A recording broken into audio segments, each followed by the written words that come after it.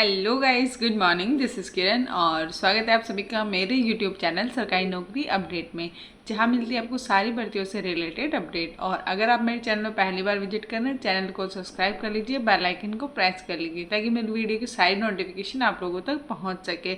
और सबसे पहले आप सभी को महाशिवरात्रि की हार्दिक शुभकामनाएं और भगवान जी आपकी सारी विशेष पूरी करें और जो आप चाहते हो आपका सब कुछ मिले। और कल का जिनका भी रीड का कल और परसों का पेपर है उन लोगों का पेपर बहुत ही अच्छा हो, ठीक है।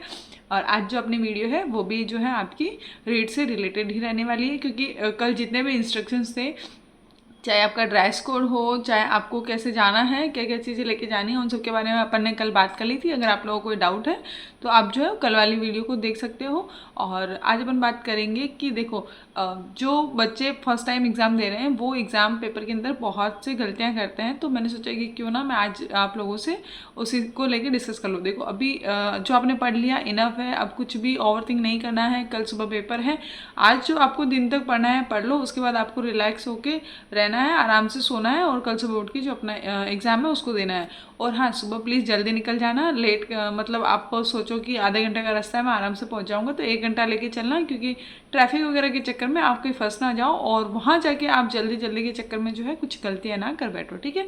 उसके बाद मैंने कल आपको बता ही दिया था कि अंदर अपना जो है रोल नंबर आपको ढूंढ के और अपनी जो जगह है उसको चेक करके बैठना है। उसके अलावा किसी से आपको कोई बहस नहीं करनी है, ना ही आपको एग्जाम के अंदर किसी से कोई जान पहचान निकालनी है, ठीक है। और उसके बाद था कि मेन पेपर कैसा आएगा, क्योंकि जो फर्स्ट टाइम बच्चा पेपर दे रहा है, आप लोगों ने मॉक लगाए तो मॉक में जो पेपर है वो अलग तरीके का आता है और वहाँ जो पेपर आएगा वो थोड़ा अलग आएगा।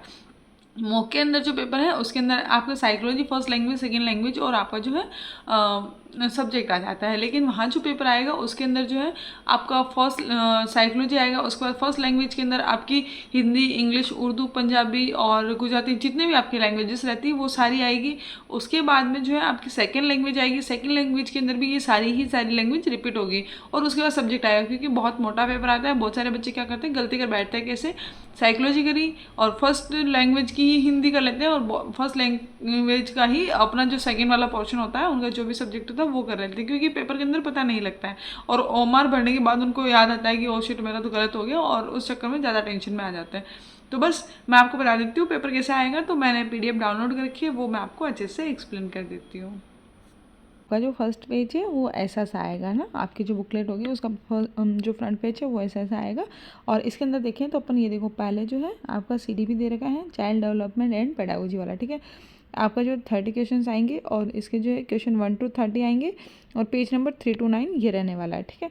उसके बाद अपन बात करें लैंग्वेज, आपका जो है मतलब कि सेक्शन सेकंड और आपका जो लैंग्वेज फर्स्ट, ओनली 1 लैंग्वेज करनी है। इसमें अंदर साफ साफ लिखा हुआ है, इसके अंदर देखो कितनी सारी लैंग्वेज आएगी। आपका हिंदी है, इंग्लिश है, संस्कृत है, उर्दू है, सिंधी है, पंजाबी एंड गुजराती है, ठीक है।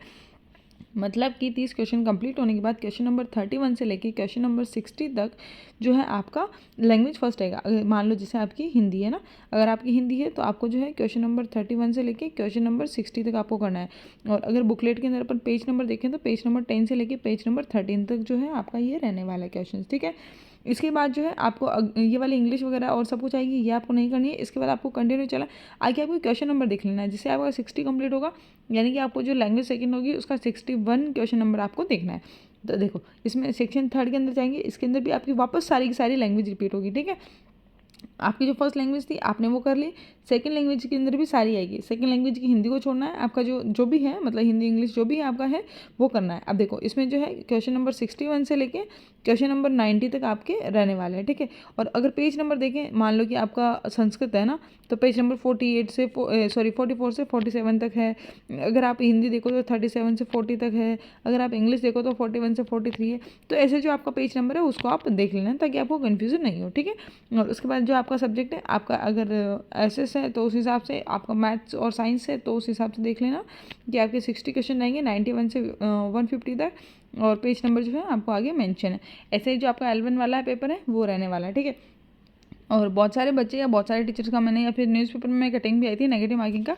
तो आप पेपर स्टार्ट करने से पहले ये जो यहाँ पर इंस्ट्रक्शंस लिखे हुए हैं इनको पढ़ लेना, जिसको लिखा हुआ है इस प्रश्न पत्र में कुल 150 बहुचयनात्मक प्रश्न हैं और प्रत्येक मतलब प्रश्न पत्र जो है उसको 4 खंडों में विभाजित कर रखा है और सभी खंड करना अनिवार्य है। 4 खंड यानी कि आपका first CDP, first language, second language और आपका सब्जेक्ट, ठीक है। और इसके अंदर है प्रत्येक खंड में फर्स्ट, सेकंड व थर्ड 30 प्रश्न है, और खंड जो फोर्थ है उसके अंदर 60 प्रश्न है, यानी कि सब्जेक्ट के 60 क्वेश्चन आपके रहने वाले। प्रत्येक प्रश्न जो है 1 नंबर का है, और इसके बाद है गलत उत्तर के लिए कोई नेगेटिव मार्किंग नहीं होगी। फिर भी आप वहाँ पढ़ लेना, लेकिन वहाँ पर अगर आपको लगता है कि नेगेटिव मार्किंग है तो वो यहाँ पर डायरेक्ट मेंशन किया हुआ होगा, ठीक है। और ये परीक्षार्थी OMR सीट भरने से पूर्व ये सुनिश्चित कर ले कि पुस्तिका का 1 से लेकर 96 प्रश्न जो है भलीभांति छपे हुए हैं। कोई भी विसंगति होने पर प्रश्न पत्र जो है उसको तुरंत बदलाव कर सकते हैं, यानी कि आपका जो है पेपर मिलता है उसके बाद जैसे आपको ओपन करने के लिए बोलते हैं, उसको आप सारे डिटेल्स भरने से पहले चेक कर लो कि कहीं से कटा फटा तो नहीं है और कहीं पर कोई मिस प्रिंट तो नहीं है, ठीक है। ये आपको वहाँ पर वैसे भी इंस्ट्रक्शंस जो है आपके जो भी इन्विजिलेटर्स होंगे वो आपको वहाँ पर गाइड कर देंगे इस चीज़ को लेकर, ठीक है। तो आपको जो है पेपर के अंदर कोई गलती नहीं करनी, आपको अपनी लैंग्वेजेस का ध्यान रखना है, क्योंकि फर्स्ट टाइम जो बच्चा एग्ज़ाम देगा उसके अंदर बहुत सारे बच्चे ऐसे होते हैं जो भूल जाते हैं और गलत हो जाता है। और OMR जो है आपने जैसे ही फर्स्ट, जैसे आपने CDP किया, हैंड टू हैंड पढ़ लेनी, लैंग्वेज फर्स्ट किया हैंड टू हैंड पढ़ लेनी, सेकंड की हैंड टू हैंड, और उसके बाद जो है आपका सब्जेक्ट किया हैंड टू हैंड। आपको जो क्वेश्चन नहीं आता है उसको आपको जो है गोला कर देना है। अब मैं इसके आगे चल के अगर आपको थोड़ा सा बताऊँ तो देखो, आपका जो फर्स्ट पेपर है वो आपका कुछ इस तरीके से, देखो ये CDP है, आपके CDP के कुल 30 क्वेश्चन है वो कंटिन्यूस आएंगे ना, ठीक है। और उसके बाद अपन जैसे यहाँ पर आपका CDP कंप्लीट हो गया। अब देखो ये 30 क्वेश्चन कंप्लीट, उसके बाद देखो क्वेश्चन नंबर 31 से आपका हिंदी स्टार्ट हो गया। यहाँ पर देख लेना खंड सेकंड है, तो आपका जो भी लैंग्वेज होगा पहले वो होएगा, ठीक है। जैसे आपका हिंदी है, आपने हिंदी किया, अब देखो क्वेश्चन नंबर 60 तक आपका जो है हिंदी रहेगा। उसके बाद वापस 31 से आपका इंग्लिश स्टार्ट हो जाएगा। क्यों? क्योंकि आपका जो वो लैंग्वेज था उसके अंदर सारी लैंग्वेज रिपीट होगी। उसके बाद आपका खंड 3 के अंदर वापस सारी लैंग्वेज होगी। तो फर्स्ट लैंग्वेज में से आपको ओनली फर्स्ट लैंग्वेज चूज़ करनी है, ठीक है। ऐसे ही अपन आगे देखें तो सारे क्वेश्चन जो है अभी जितने भी लैंग्वेजेस हैं उनके आएंगे, ये उर्दू हो गई, पंजाबी हो गई, सारे के सारे आएंगे, ठीक है। उसके बाद आपको जो है यहाँ पर वापस से आपको हिंदी देखने को मिलेगी ना। इनको अपन कंटिन्यू आगे करेंगे। ये देखो अब यहाँ पर क्या आ गया, पहले खंड सेकंड था, अब आ गया आपका खंड थर्ड, ठीक है। खंड थर्ड में वापस हिंदी स्टार्ट हो गई। आपका जो फर्स्ट लैंग्वेज आपने जो भी था वो किया, उसके बाद खंड थर्ड के अंदर आपका जो भी लैंग्वेज है आप वो करेंगे, यानी कि आपका जो 61 से लेके और आपका जो है 90 तक जो भी क्वेश्चन होगा वो करेंगे। देखो हिंदी है, इंग्लिश है, जो भी है, ये देखो 61 से स्टार्ट हो रहा है, संस्कृत है, आपने 61 से स्टार्ट करना है और आपको जो है 90 तक वो वाले करने हैं। और जैसे ये सब खत्म होगा और इसके बाद जो है अपना सब्जेक्ट स्टार्ट हो जाएगा। तो आई होप आप लोगों को समझ में अच्छे से आ गया होगा।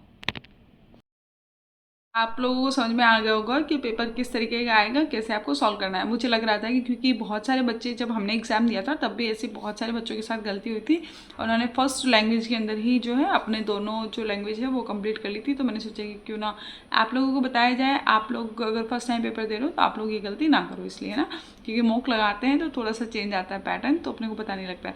और जिन बच्चों के थोड़े से भी कम नंबर आ रहे हैं वो निश्चित होकर पेपर दें और आराम से उस पेपर को जो है अच्छे से समझिए और सॉल्व करें। आपको जो पेपर है थोड़ा ईजी देखने को मिलेगा, मॉक्स जितने मॉक है उनके अकॉर्डिंग, ठीक है।